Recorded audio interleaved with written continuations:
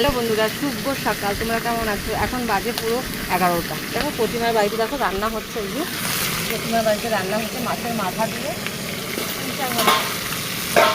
দেখো পুঁই শাক, এক গামলা পুঁই শাক আজকে প্রতিমার বাড়িতে রান্না হচ্ছে। আর এই যে মাছ, এইসব মাছ এখন ভাজা হবে। আর পুঁই শাক দিয়ে মাছের মাথা দিয়ে এটা হবে।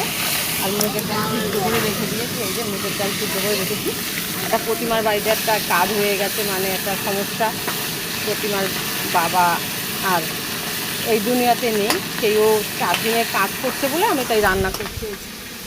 আজকে আমার তার রান্নার জন্য আমার ছুটি করতে হয়েছে। বাবার কাজ আছে, মানে বাবাকে দিতে হবে, সেই জন্য আমি চান্দান করে এসে এই রান্না করতে হয়েছে।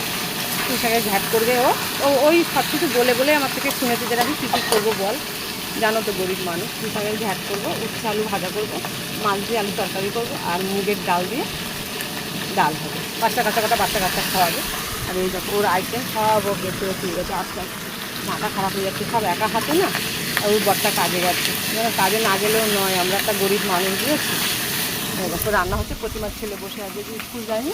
আরও দেখাবো পরের ভিডিওতে, বলবো খালি। আমি তোমাদের বলিনি প্রতিমার বাবা দুনিয়াতে। টাকা বাইরে ভালো লাগে, লাইক করে কমেন্ট করে শেয়ার করো।